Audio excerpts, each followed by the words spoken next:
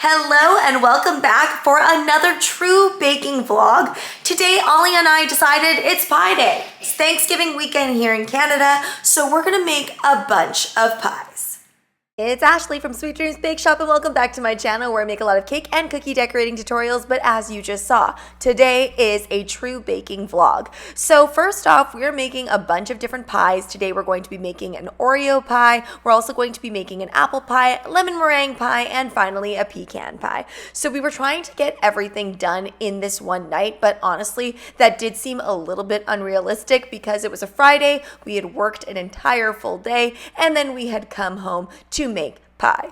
We end up getting a lot of it done on this particular day, and I'm grateful that we did because the next day there was still so much work to be done despite the fact that we did all of this prep work. So Ollie got to choose which jobs we were going to do. She wanted to make all of the pie crusts and I was supposed to make all of the filling. And it's pretty fitting because Ollie, after all, is the pastry chef, so her specialty is pie crust. I knew I needed to start with the lemon curd because I've made this lemon curd many times in the past, and every time it's super delicious, but it also seems to take a very long time for it to set up. Even when I turn up the heat on the double boiler, it doesn't necessarily make things go faster, it just causes everything to boil over. So you kind of have to keep that heat at a medium temperature, and you just keep stirring it and waiting until it gets to the consistency of like a hollandaise sauce, if you've ever made that. I know a lot of recipes say that you kind of need to baby the lemon curd, but honestly, I left the lemon curd alone a lot and just occasionally stirred while I made things like the pecan pie filling, which luckily did not need the stove. And basically by the time I was finished doing that,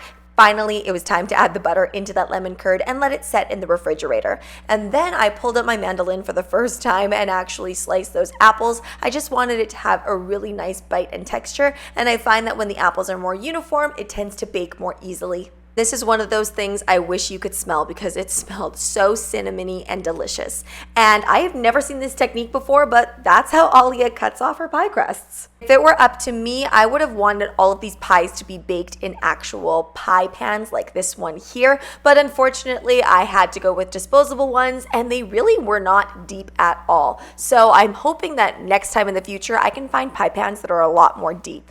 By the way, for all of the pies, we are using a classic all butter pie crust, except for the Oreo pie. That one gets an Oreo crumble crust. The apple pie is one of the heaviest pies that we made, so I made sure to actually use the non-disposable pie plate for this one. I think Ollie also measured the dough out so that it would fit in the disposable pie pans, but this particular pie pan was a little bit bigger, so that's why I had a few holes in the top there, but no worries, I just used some leftover pie dough to create this leaf pattern. It's funny that she was using scissors there because probably 2 seconds before that, she was like, "You're going to cut the dough with scissors?" And I really prefer using scissors as opposed to a knife. And then she ended up using the scissors. Not because she thought that was a better idea than the knife, but it was just there. So as you can see, pie day 1 is now complete, but I do have a lot of dishes. Gonna do that tomorrow in the morning. We pretty much finished the tasks that need to get done. Tomorrow is my Thanksgiving, so I need to make sure that everything is baked freshly, all of those things that I need to blind bake. And Ollie just has one thing to say. Pie day, more like pie sleigh.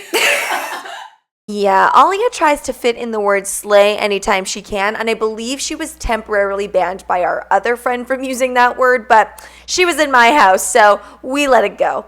Anyway, basically I ended up baking that pecan pie when Ollie went home. It baked for about 40 to 45 minutes, and then it set overnight, and it was perfect in the morning. Pecan pie can be a little bit tricky because it is a little bit jiggly still when you take it out of the oven, and I think we're very used to making sure that everything is fully set before we take something out of the oven, but not with pecan pie. I was a tad bit nervous when I was making this Oreo mousse pie because I was afraid that it wouldn't set in time. The original recipe says it takes about 6 hours to set, and some of the comments did say it ended up like soup even after the 6 hours. So I decided to add a little bit more chocolate, so I upped that chocolate ratio just a bit, and I also used some Callebaut chocolate, which I know has a better hold than if you're using chocolate chips.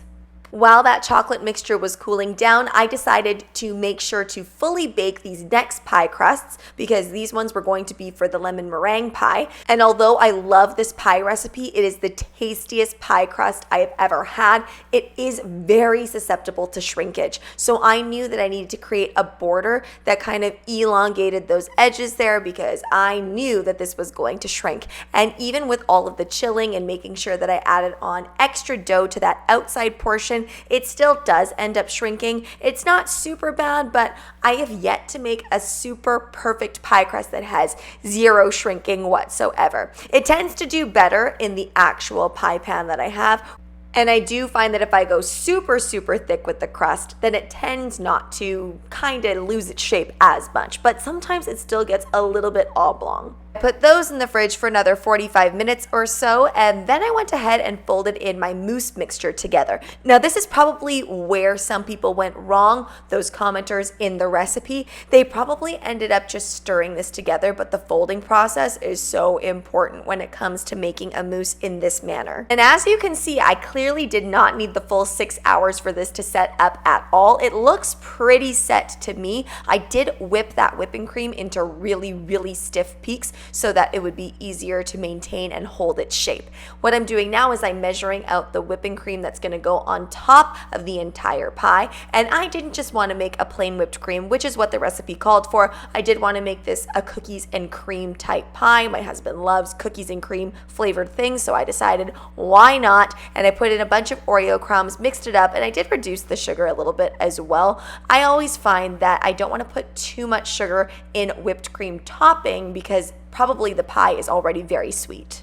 I can't remember the exact ratios, but I do believe I used about 75% dark chocolate and 25% milk chocolate in the actual mousse itself. But I do know that this was my favorite tasting pie out of the entire bunch, but I love whipped cream. That is my thing. And this extra snap of chocolate on top really added to it. And honestly, if it wasn't going to wreck the aesthetic of what this looks like, I would have added even more chocolate flakes on there. Time to finally bake those pies, and I also put those whipped cream pies into the fridge. The longer they stay in the fridge, the better. I knew that these were probably going to be out for a little while because, as you know, when you go to somebody's house on Thanksgiving, is there really that much room in the refrigerator or any space whatsoever? So I knew that I had to make sure that they were going to be nice and stable. So after baking these a little bit with the rice in there, and the rice just goes in there to weigh everything down or else everything puffs up, and of course you're going to lose the entire shape of your pie. I also made sure to give a nice whipped cream wash to this apple pie, which my children really, really wanted to help me with. They actually wanted to help me more with the pie process, but as I was doing the baking, I realized, you know what, it's easier right now if I just do it myself. I know sometimes as parents, we can feel kind of guilty for just doing it ourselves for it being easier, but sometimes, guys, when you're on a Thanksgiving time crunch, I think it's okay. While that was in the oven for nearly an hour, I cleaned all of the dishes, and sadly, I still had dishes. Even after I cleaned all of those, by the time I did these last finishing touches, I still somehow ended up with a huge pile of dishes again. It's just the way it goes, but I always look at it as at least I did the first half, because could you imagine how many dishes I would be left with if I didn't do that first set of dishes? Anyway, I moved on to the most fun to make pie. I love making meringue topped pies because you can do a bunch of fun piping with it. Now, I do love it when it looks super gourmet and it's piped so symmetrically and beautifully, but I also love giving my pies just that little bit of whim. So I decided to pipe a bunch of roses on here, and then I also used the exact same piping tip to create those leaves. I felt like the leaves just gave it those fall vibes. After torching the meringue, which is also a very fun part, I added a little bit of edible glitter because why not? Now, we lost some of that beautiful pie crust on this pie, so I decided to make it a little bit fancier and use one of the stencils that I got from the Cookie Countess and try and see if I could get leaves on here. It's not perfect, but I think we got the general fall vibes.